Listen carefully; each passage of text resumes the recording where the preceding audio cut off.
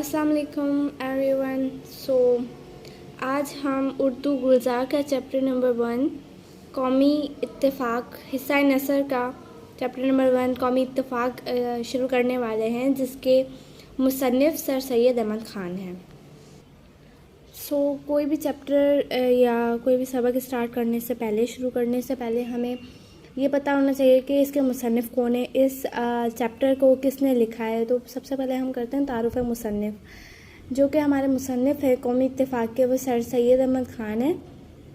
Sir Syed Ahmad Khan की पैदाइश, वफ़ात और उनके ख़िताबात और तसानीफ़ वो हमारे बुक में ही हैं। तो बिल्कुल हमने सेम वही पेस्ट कर लेनी है। 17 अक्टूबर 1817 दिल्ली में पैदा हुए थे और उन्होंने वफ़ात जो पाई थी वो 27 मार्च 1898 ईस्वी अलीगढ़ में वफ़ात पाई। उनके साथ साथ उनको जिन खिताबात से नवाजा गया उनको खान बहादुर और सर, जैसे कि हम उनके सैयद अहमद ख़ान के स्टार्टिंग में सर भी बोलते हैं, सर सैयद अहमद ख़ान, तो सर भी उनका एक खिताब है। तसानीफ़ मीन्स उन्होंने कौन कौन सी बुक्स लिखी थी। उनकी बुक्स में असारुल सनादी, सफ़रनामा मुसाफिरान लंदन, तारीख़ सरकशी बिजनौर, असबाब बगावत हिंद और ख़िताबात अहमदिया शामिल है। उसके साथ साथ हम मुख्तसर सा तारुफ़ भी कर लेते हैं सर सैयद अहमद ख़ान का, जो कि अगर हम कौमी इत्तेफाक के ख़ुलासे में शुमार करना चाहें तो वो भी शुमार कर सकते हैं। तो तारुफ़ सर सैयद अहमद ख़ान का कुछ यूँ होगा कि सर सैयद अहमद ख़ान दिल्ली में पैदा हुए और आपके वालिद साहब का नाम सैयद मुत्तकी था। इब्तदाई तालीम मकतब ही से हासिल हुई, मतलब वहीं से ही हासिल की थी, मकतब ही से ही। आपने अपनी अदबी ज़िंदगी का आगाज़ सैयदुल अख़बार से किया, मतलब जिस अदबी ज़िंदगी में वो शुमार आए थे उनका आगाज़ उन्होंने अखबार बेचने से ही किया था। और आपको शुमार अपने दौर के मुस्लिहीन में होता है, मतलब आप जो है ना वो जानी मानी शख्सियत थे अपने दौर की। और उसके साथ साथ आपने मुसलमानों की इस्लाह के लिए एक रिसाला जारी करवाया जिसका नाम तहज़ीबुल इख़लाक़ था। और आप एक बुलंद पाया नसर निगार थे, मीन्स नसर हिस्सा नसर का, जैसे कि हमारा ये फ़र्स्ट चैप्टर ही है। तो बुलंद पाया नसर निगार मतलब ये ऐसे और लाइक चैप्टर्स वगैरह जो हम पढ़ते हैं, इन्होंने बहुत सारी बुक्स लिखी, एसेज लिखे, स्टोरीज़ लिखी थी, तो बुलंद पाया नसर निगार में शामिल होते हैं। और आपको जदीद उर्दू नसर, लाइक जैसे फ़ारसी बोली जाती थी दिल्ली में पहले, तो इतना ज़्यादा नसर पे गौर नहीं किया जाता था, उर्दू नसर को बहुत कम समझा जाता था। तो उसके बाद जैसे कि उर्दू की वैल्यू ज़्यादा अपग्रेड होने लगी, जैसे उर्दू ज़्यादा बोली जाने लगी, तो आपने उर्दू नसर पर ज़्यादा गौर किया और आपको उर्दू नसर का बानी भी कहा जाता है। तो उर्दू नसर का बानी भी कहा जाता है। आपको आखिरी मुग़ल बादशाह ने आपको बहुत सारे ख़िताबात से नवाजा, हरूफ़ जंग के ख़िताबात वगैरह से भी नवाजा था। तारुफ़ के बाद अगर हम ख़ुलासा करते हैं तो ये हमारा प्लस पॉइंट शामिल होता है, जैसे कि लॉन्ग क्वेश्चन में हमारे पास ख़ुलासा टाइप आता है। तो अगर हम पहले मुसन्निफ़ का मुख्तसर सा तारुफ़ भी लिखते हैं, भले हम उसकी पैदाइश और वफ़ात की डेट मेंशन ना भी करें, तब भी हमें प्लस पॉइंट मिलता है ख़ुलासे के साथ। तो ख़ुलासा कुछ यूँ होगा कि कौम का लफ्ज़ एक ऐसा लफ्ज़ है जिसके माने पर किसी कदर गौर करना लाजिम है। ये हमारे चैप्टर की फ़र्स्ट लाइन सेम ही है। ज़माना दराज से जिसकी इब्तिदा तारीख़ी ज़माने से भी बरातर रही है, कौमों का शुमार किसी बुज़ुर्ग की नस्ल में होने या किसी मुल्क का बाशिंदा होने से होता है। अगर हम कोई कौम लफ्ज़ यूज़ करते हैं तो ज़माना से ही ये कहा जाता है कि कौम जो है वो किसी बुज़ुर्ग की नस्ल, अगर आप किसी नस्ल के हो तो वो आपकी कौम है, या अगर आप किसी मुल्क में रहते हो तो वो भी आपकी कौम ही में शुमार होता है। आप सल्लल्लाहु अलैहि वसल्लम ने इस तफ़र्क़े को जो सिर्फ़ दुनियावी एतबार से था मिटा दिया और एक रूहानी रिश्ता कौम कायम किया। तो ये जो तफ़र्क़ा था पहले ज़माने में کہ کسی بزرگ کی نسل میں ہو تو قوم کہلاؤ گے، تو یہ جو تفرقہ تھا اس چیز کو تفرقہ کہتے ہیں۔ ایسی باتوں کو آپ صلی اللہ علیہ وسلم نے جو دنیاوی اعتبار میں تھی، جس پہ دنیا والے اعتبار کرتے تھے، ان کو مٹا دیا، اور روحانی مطلب جیسے انسان کے اندر ذاتی روح سے بننے والے رشتہ کو قائم کیا، جو کہ ایک حب المطمئن لا الہ الا اللہ محمد رسول اللہ سے مضبوط تھا، جو کہ وہ روحانی رشتہ جو تھا نا، وہ ایک کلمہ جو ہمارا پہلا کلمہ ہے اس سے ہی مضبوط تھا۔ تمام قومی سلسلے، تمام قومی رشتے سب کے سب ایک روحانی رشتے کے سامنے نیست و نابود ہو گئے، مطلب ختم ہو گئے، اور ایک نیا بلکہ خدائی قومی رشتہ قائم ہوا، اور ایک بلکہ نیا اور خدائی قومی رشتہ قائم ہوا۔ اسلام کسی سے نہیں پوچھتا کہ وہ کہاں کا رہنے والا ہے اور اس کا رنگ کیسا ہے، تو ہر چیز توحید کو مستحق ہوتی ہے، لائک تقویٰ پر۔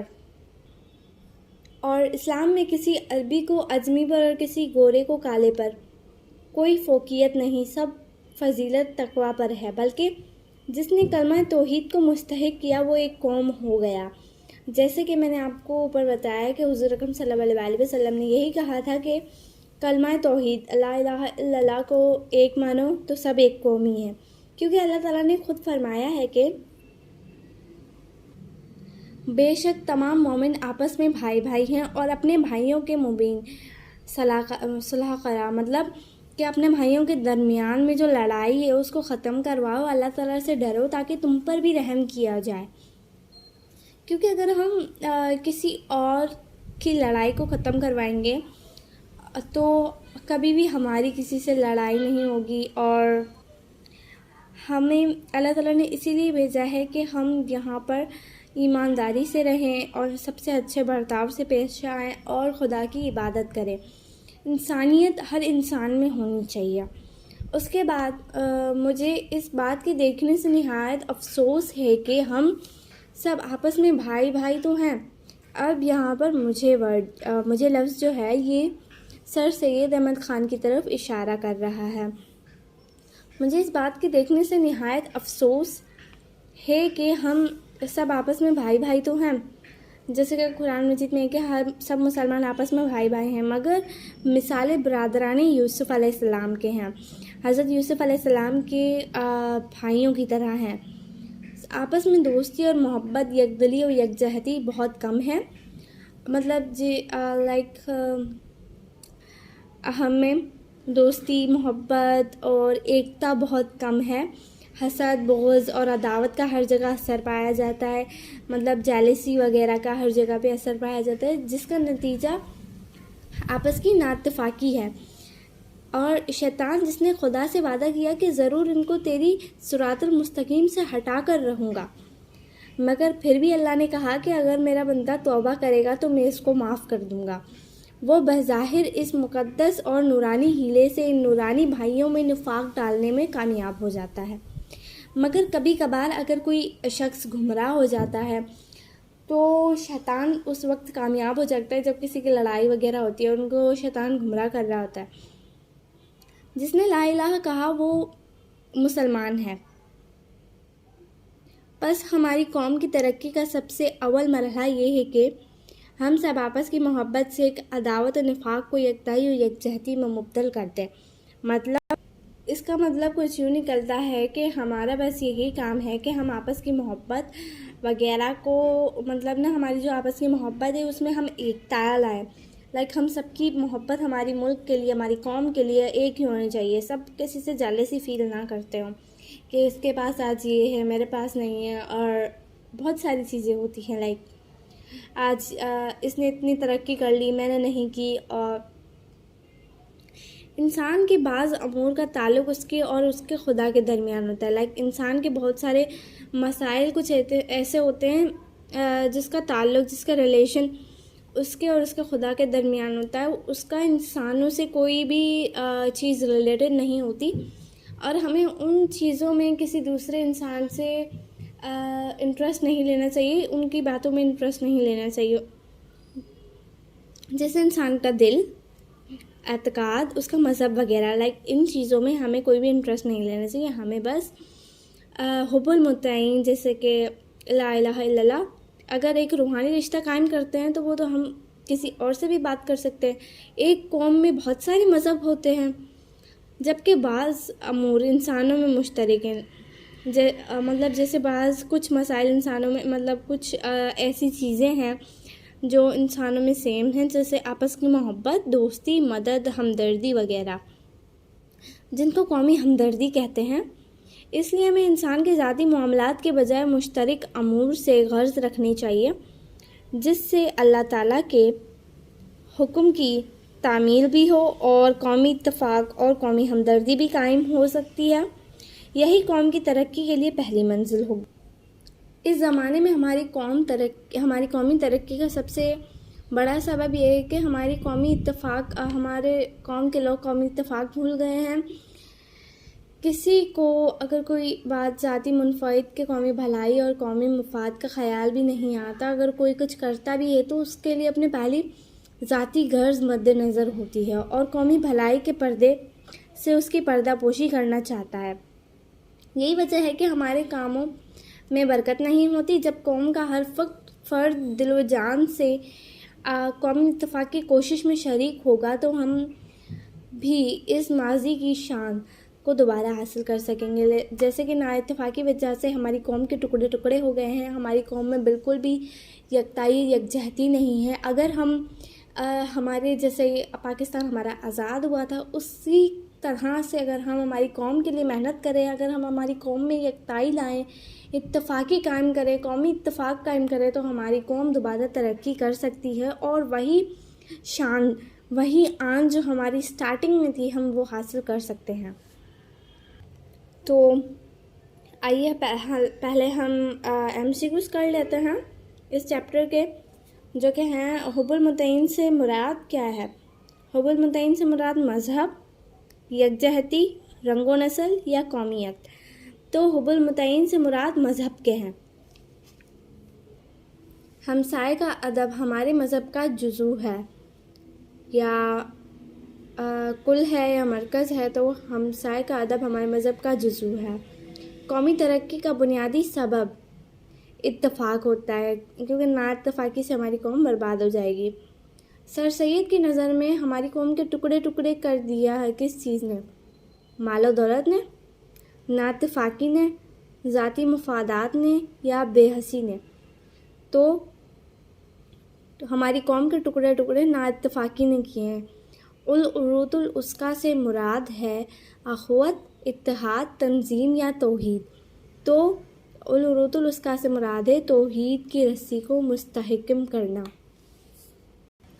تو اب ہم سوالات جوابات کی طرف بڑھتے ہیں۔ ہمارا پہلا سوال ہے، پرانے زمانے میں لفظ قوم سے کیا مراد لی جاتی تھی؟ تو پرانے زمانے میں یہ سمجھا جاتا تھا کہ قوم کا لفظ ایک ایسا لفظ ہے جس کے معنی میں کسی قدر غور کرنا لازم ہے۔ زمانہ دراز سے جس کی ابتدا تاریخی زمانے سے بھی براتر رہی ہے، قوموں کا شمار کسی بزرگ کی نسل میں ہونے یا کسی ملک کا باشندہ ہونے سے ہوتا ہے، یا آپ کچھ یوں بھی لکھ سکتے ہیں کہ پرانے زمانے میں قوم سے مراد کسی بزرگ کی نسل میں سے ہونے یا کسی ملک کا باشندہ ہونے سے لی جاتی تھی۔ تو ہمارے پاس دوسرا سوال ہے کہ اسلام نے تفرقہ قومی کو مٹا کر کون سا رشتہ قائم کیا؟ تو یہ بات آتی ہے کہ حضور اکرم صلی اللہ علیہ وسلم نے تفرقہ کو مٹایا تھا۔ تو آپ پہلا جواب کچھ اس طرح بھی دے سکتے ہیں کہ اسلام نے تفرقہ قومی کو مٹا کر ایک روحانی رشتہ قائم کیا جو کلمہ طیبہ سے ماخوذ تھا، یا آپ کچھ یوں بھی لکھ سکتے ہیں کہ آپ صلی اللہ علیہ وسلم نے اس تفرقہ قومی کو جو صرف دنیاوی اعتبار سے تھا اور ایک روحانی رشتہ قوم قائم کیا جو ایک حب المتعین لا الہ الا اللہ محمد رسول اللہ سے مضبوط تھا۔ تمام قومی سلسلے، تمام قومی رشتے سب کے سب اس ایک روحانی رشتے کے سامنے نیست و نابود ہو گئے۔ تو ہمارے پاس تیسرا کوشچن جو ہے وہ ہے، سر سید کے نزدیک قومی ترقی کا اولین مرحلہ کیا ہے؟ تو قومی ترقی کی سب سے فرسٹ سٹیپ جو ہوتا ہے وہ تو یہی ہے کہ ہم یکتائی اور یکجہتی کو اپنا لیں۔ تو آپ ایک جواب کچھ یوں دے سکتے ہیں کہ سر سید احمد کے نزدیک قومی ترقی کا سب سے اول مرحلہ یہ ہے کہ ہم سب آپس کی محبت سے اس عداوت اور نفاق کو یکتائی اور یکجہتی میں مبدل کریں. یا آپ کچھ یوں بھی لکھ سکتے ہیں کہ سر سید کے نزدیک قومی ترقی کا اولین مرحلہ یہ ہے کہ سب آپس میں محبت اور اتحاد قائم کریں اور عداوت اور نفاق کو دور کریں. ہمارے پاس چوتھا سوال کچھ یوں ہے کہ یکتائی اور یکجہتی سے سر سید کی کیا مراد ہے، مطلب یونٹی سے سر سید کی کیا مراد ہے. تو یکتائی و یکجہتی سے سر سید احمد خان کا مقصد یہ نہیں ہے کہ سب لوگ اپنے اپنے عقائد کو چھوڑ کر ایک عقائد پر قائم ہو جائیں. یہ امر تو مطلب یہ طریقہ تو قانون قدرت کے بھی برخلاف ہے، جو ہو نہیں سکتا، نہ تو پہلے کبھی ہوا ہے اور نہ ہی آئندہ کبھی ہوگا. اتفاق کے قائم رکھنے کا اہم ضرورت ہے. ایک اور عقلی و نقلی راہ بھی ہے جس کی پیروی قومی اتحاد کا ذریعہ ہو سکتی ہے. یا آپ اس سوال کا جواب کچھ اس طرح بھی دے سکتے ہیں کہ یکتائی و یکجہتی سے مراد تمام اقوام اور مذہب کے لوگوں کا آپس میں مل جل کر ایک دوسرے کے ساتھ امن و بھائی چارے کے ساتھ رہنا ہے. تو ہمارے پاس پانچواں سوال کچھ یوں آتا ہے کہ مسلمانوں کے زوال کا سب سے بڑا سبب کیا ہے. تو اس کا جواب آپ دے سکتے ہیں کہ زمانے میں ہمارے قومی تنزل مطلب بربادی کا سب سے بڑا سبب یہ ہے کہ ہم قوم اتفاق بھول گئے ہیں، ہم یونٹی کو بھول گئے ہیں، اور جس کو بعض ذاتی منفعت کی قومی بھلائی اور قومی ترقی یا قومی مفاد کا خیال بھی نہیں آتا. اگر کوئی کچھ کرتا بھی ہے تو اس کے لیے اپنی ذاتی غرض کو مد نظر ہوتی ہے اور قومی بھلائی کے پردے سے اس کی پردہ پوشی کرنا چاہتا ہے. یہی وجہ ہے کہ ہمارے کاموں میں برکت بھی نہیں ہوتی، اور جب قوم کا ہر فرد دل و جان سے قومی اتفاق کی کوشش میں شریک ہوگا تو ہم بھی اپنی ماضی کی شان کو دوبارہ حاصل کر سکیں گے. یا آپ اس کا جواب کچھ یوں بھی دے سکتے ہیں کہ مسلمانوں کے زوال کا سبب یہ ہے کہ ہم نے قومی اتفاق کو فراموش کر دیا ہے اور ہر معاملے میں اپنا فائدہ یا اپنی غرض کو اہمیت دیتے ہیں، اس لیے ہمارے کاموں میں برکت بھی نہیں ہوتی. تو ہمارا چھٹا سوال کچھ یوں آتا ہے کہ سر سید احمد خان کے مطابق قومی اتحاد کیسے قائم کیا جا سکتا ہے. تو سر سید احمد کے مطابق آپس کی محبت، باہمی دوستی، ایک دوسرے کی عنایت، ایک دوسرے کی ہمدردی ہے، اور جس کے مجموعے کا نام قومی ہمدردی ہے.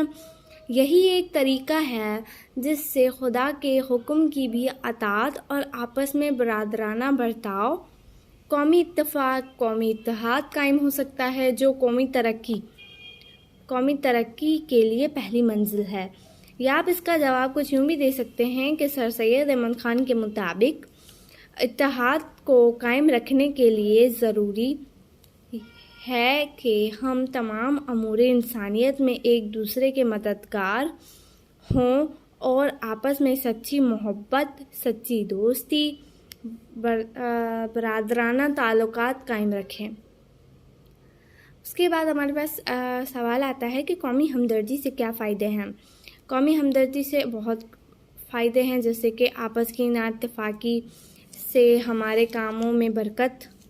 اس کے ساتھ تو ہمارے کاموں میں برکت بھی نہیں ہوتی. جب قوم کا ہر فرد دل و جان سے قومی ہمدردی اور قومی اتفاق کی کوشش میں شریک ہوگا تو ہم ماضی کی شان اور کامیابی حاصل کر سکیں گے. یا ہم اس کا جواب کچھ یوں بھی دے سکتے ہیں کہ قومی ہمدردی سے خدا کے حکم کی اطاعت ہوتی ہے اور آپس میں اچھے برتاؤ، قومی اتفاق اور ہمدردانہ رویے سے ہماری قومی ہمدردی اور قومی ترقی کی پہلی منزل ہے. اس کے بعد جو ہمارے پاس سوال آتا ہے وہ آتا ہے کہ شخصی اور قومی اتفاق میں کیا فرق ہے. تو اس کا جواب ہم کچھ یوں بھی دے سکتے ہیں کہ شخصی اتفاق میں ذاتی منفعت اور ذاتی غرض و غنایت ہوتی ہے. اس میں قومی بھلائی کو مد نظر نہیں رکھا جاتا. شخصی اتفاق جو ہے وہ پرسنل اتفاق ہوتا ہے جس میں کوئی بھی قومی نہیں ہوتے، قومی بھلائی کو بھی مد نظر نہیں رکھا جاتا، بلکہ جبکہ قومی اتفاق میں قوم کی بھلائی، آپس کی محبت، قومی منفعت، دوسروں کی بھلائی اور ہمدردی کا جذبہ پایا جاتا ہے. اس جواب کو آپ کچھ یوں بھی لکھ سکتے ہیں کہ شخصی اتفاق سے مراد کسی معاملے پر دو یا دو سے زیادہ لوگوں کا اتفاق ہے، جبکہ کسی قوم یا ملک کے معاملات پر ملک میں رہنے والی تمام اقوام کے مذاہب ماننے والوں کا اتفاق قومی اتفاق کہلاتا ہے. اس کے بعد جو ہمارے پاس سوال آتا ہے وہ کچھ یوں آتا ہے کہ درج ذیل جملوں کی وضاحت کیجیے. جیسے کہ ہمیں کچھ جملے دی جائیں گے، ہمیں ان کی وضاحت کرنی ہے. تو ابھی ہمارے پاس جو پہلا جملہ ہے، ہم میں قومی اتفاق کا خیال نسین منسین ہو گیا ہے. تو ان جملوں کی وضاحت ہم کچھ اس طرح سے کریں گے کہ سب سے پہلے ہم نے ہیڈنگ ڈال دینی ہے حوالہ سبق. حوالہ سبق کے ہمیں یہ بتانا ہے کہ یہ جو لائن ہمیں دی گئی ہے وضاحت کے لیے، یہ کون سے سبق سے لی گئی ہے، یہ کون سی بک سے آئی ہے. تو مندرجہ والا شعر ہماری گلزار اردو کی کتاب کے سبق قومی اتفاق سے لیا گیا ہے. اس کے بعد ہم حوالہ مصنف دیتے ہیں، پھر ہم وضاحت لکھتے ہیں. تو حوالہ مصنف میں ہم نے یہ لکھنا ہے کہ اس سبق کے مصنف، قومی اتفاق سبق کے مصنف جو ہیں وہ سر سید احمد خان ہیں، جن کو اردو نثر کا بانی بھی کہا جاتا ہے. تو اگر یہاں پہ ہمارے پاس آ جاتی ہے وضاحت میں ہم اس ایک لائن کو بہت واضح طریقے سے لکھیں گے، بہت لانگ کر کے ہمیں لکھنا ہے، جتنا لانگ ہم لکھ سکتے ہیں. تو اس زمانے میں ہماری قومی تنزل کا سب سے بڑا سبب یہ ہے کہ ہم قومی اتفاق بھول گئے ہیں اور کسی کو بغیر ذاتی منفعت کے قومی بھلائی کا خیال بھی نہیں آتا. اگر کوئی کچھ کرتا بھی ہے تو اس کو پہلے اپنی ذاتی غرض مد نظر ہوتی ہے اور قومی بھلائی کے پردے سے اس کے پردہ پوشی کرنا چاہتا ہے. اور یہی وجہ ہے کہ ہمارے کاموں میں برکت بھی نہیں ہوتی. جب قوم کا ہر فرد دل و جان سے قومی اتفاق کی کوششوں میں شریک ہوگا تو ہم اپنی ماضی کی شان کو دوبارہ حاصل کر سکیں گے. تو اب ہمارے پاس اسی وضاحت کا دوسرا پارٹ ہے. تو ہم دوسرے پارٹ میں حوالہ سبق نہیں دیں گے اور حوالہ مصنف بھی نہیں دیں گے، کیونکہ ہم نے پہلے دے دیا ہے. جیسے کہ ہم تشریح لکھتے ہیں تو تشریح سے پہلے ہم حوالہ دیتے تھے. تو اب اسی میں ہم یہ کریں گے کہ اگر ہمارے پاس پیپر میں کوئی سا بھی وضاحت کے لیے لائن آ جاتی ہے، کوئی سے بھی چیز آ جاتی ہے، تو ہم ہر میں حوالہ سبق بھی دیں گے اور حوالہ مصنف بھی دیں گے. تو ہمارے پاس ابھی جو شعر آیا ہے یا جو لائن آئی ہے سبق کی، وہ ہے جس کسی نے العروۃ الوثقیٰ کلمہ توحید کو مستحکم کیا وہ ایک قوم بن گیا. اس کی وضاحت کرنی ہے. تو اس کی وضاحت ہم کچھ اس طرح سے کریں گے کہ آپ صلی اللہ علیہ وآلہ وسلم نے اس تفرقہ کو جو صرف دنیاوی اعتبار سے تھا مٹا دیا اور ایک روحانی رشتہ قوم قائم کیا جو ایک حب المطمئن لا الہ الا اللہ محمد رسول اللہ سے مضبوط تھا. تمام قومی سلسلے، تمام قومی رشتے سب کے سب اس ایک روحانی رشتے کے سامنے نیست و نابود ہو گئے اور ایک نیا بلکہ خدائی رشتہ قائم ہوا. اسلام کسی سے نہیں پوچھتا کہ وہ ترک کا ہے یا تاجک کا، وہ افریقہ کا ہے یا عرب کا، وہ افریقہ سے ہے یا عرب سے، وہ ماچین کا ہے یا چین کا، وہ ہندوستان میں پیدا ہوا تھا یا پنجاب میں، وہ کالے رنگ کا ہے یا گورے رنگ کا، بلکہ جس کسی نے کلمہ توحید العروۃ الوثقیٰ کو مستحکم کیا وہ ایک قوم ہے، وہ مسلمان ہے. اگر وہ مسلمان ہے تو وہ میرا بھائی ہے. تو چلیے، تو اب اس کا ہم تھرڈ پارٹ کرتے ہیں. تھرڈ پارٹ میں ہمیں جس جملے کی وضاحت کرنی ہے وہ یہ ہے کہ ہم سب آپس کی محبت سے اس عداوت اور نفاق کو یکتائی اور یکجہتی سے مبدل کریں۔ اس کی وضاحت یہ ہوگی کہ ہماری قومی ترقی کا سب سے اول مرحلہ یہ ہے کہ ہم سب آپس کی محبت سے اس عداوت و نفاق کو یکتائی اور یکجہتی میں مبدل کریں، اور انسان کے بعض امور کا تعلق اس کے خدا کے درمیان ہوتا ہے، جیسے کہ انسان کا دل، محبت، اعتقاد اور مذہب وغیرہ، جبکہ بعض امور انسانوں کے مشترک ہیں، جیسے کہ آپس کی محبت، ہمدردی وغیرہ، جن کو قومی ہمدردی کہتے ہیں، جن کو قومی ہمدردی بھی کہا جاتا ہے اور کہتے ہیں۔ اس کے بعد آتے ہیں تو ہمیں ایک سوال دیا گیا ہے جو کہ درجہ ذیل الفاظ و تراکیب کو اپنے جملوں میں استعمال کیجیے۔ تو ہمیں کچھ ورڈز دیے گئے ہیں جن کے جملے بنانے ہیں۔ تو سب سے پہلا جو لفظ ہمیں دیا گیا ہے وہ ہے یکجہتی۔ تو یکجہتی کا جملہ: ہمیں اپنے ملک کے مفاد کے لیے آپس کی محبت اور یکجہتی کو فروغ کر دینا چاہیے۔ دوسرا، رشتہ اخوت: مدینہ منورہ میں حضور اکرم صلی اللہ علیہ وآلہ وسلم نے تمام مسلمانوں کو رشتہ اخوت سے پرو دیا۔ تو ہمارے پاس تیسرا جملہ آتا ہے کہ انات: ہمیں دوسروں کی انات میں ذریعہ نہ کرنا چاہیے، انات میں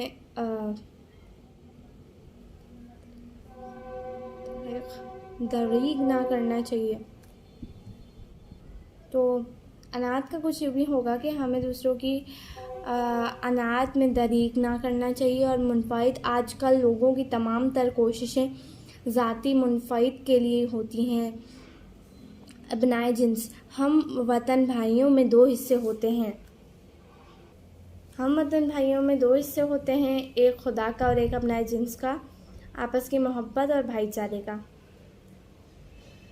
تو ہمارا یہ چیپٹر اپنے اختتام کو پہنچتا ہے، جس میں ہمیں مضمون کی تعریف دی گئی ہے کہ کسی متعین موضوع پر ضروری معلومات یا اپنے خیالات اور جذبات و احساسات کا تحریری اظہار مضمون کہلاتا ہے۔ موضوعات کے لحاظ سے مضمون کا دائرہ بہت وسیع ہوتا ہے، مطلب مضمون بہت ہی لانگ ہم لکھ سکتے ہیں، بہت ہی وسیع ہوتا ہے۔ مضمون کی ایک ترتیب ہوتی ہے، کوئی بھی اسٹرکچر ہوتا ہے کسی بھی چیز کا۔ تو ہمارے پاس 3 ٹائپس ہیں۔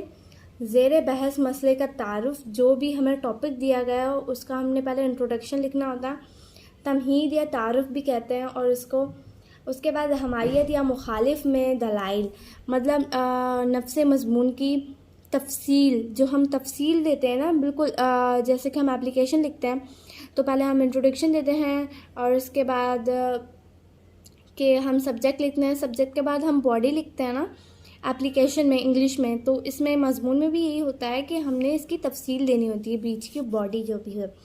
اس کے بعد ہمارے پاس 3rd ون آتا ہے نتیجہ، اس کا رزلٹ کیا نکلا۔ ہر مضمون کے لیے نظم و ضبط، توازن اور تناسب ضروری ہے۔ ہر مضمون کے لیے نتیجہ ضروری ہوتا ہے، اختتام ضروری ہوتا ہے اس کا۔ اس چیز کے بعد ہمارے اسی سبق کے آخر میں عناصر خمسہ کا بھی تعارف کیا گیا ہے کہ وہ لوگ جنہوں نے اردو ادب کی نثر میں تبدیلی کی، جیسے کہ فارسی کی بعد اردو ڈیولپ ہوئی تو اردو نثر میں بہت سی تبدیلیاں آئیں۔ پرانی اردو، فارسی سے پہلے جو ہماری جنگ آزادی سے پہلے جو ہماری اردو تھی اور جنگ آزادی کے بعد کی جو اردو ہے اس میں بہت فرق ہے۔ تو کچھ عناصر خمسہ ان 5 لوگوں کو کہا جاتا ہے جنہوں نے اردو نثر میں تبدیلی کی تھی۔ سب سے پہلے آتے ہیں ہمارے پاس سر سید احمد خان، مولانا الطاف حسین حالی، مولانا شبلی نعمانی، مولانا محمد حسین آزاد اور ڈپٹی نذیر احمد۔ یہ 5 لوگ ہیں۔ اب ہم یہ جانتے ہیں کہ انہوں نے تبدیلی کس چیز میں کی اور انہوں نے کیا کیا کام کیے تھے۔ تو سر سید احمد خان نے مضمون نویسی میں تبدیلی کی، مضمون وغیرہ لکھے، اور مولانا الطاف حسین حالی نے جدید شاعری کے بانی تھے وہ، اور سواخ عمری تنقید نگاری کی۔ ہم یہ بھی کہہ سکتے ہیں کہ انہوں نے شاعری کے بانی، انہوں نے اردو شاعری کو انٹروڈیوس کروایا۔ اور اس کے بعد مولانا شبلی نعمانی آتا ہے۔ مولانا شبلی نعمانی تاریخی جو بھی چیزیں تھیں، اور اس کے بعد مولانا محمد حسین آزاد نے بھی شاعری. اس کے بعد جو اردو نثر میں تبدیلی کی گئی، انہوں نے ڈپٹی نذیر احمد نے ناول نگاری میں بہت تبدیلی کی تھی. تو ان پانچوں کو ملا کے ہم ایک ہی ورڈ یوز کرتے ہیں، عناصر خمسہ.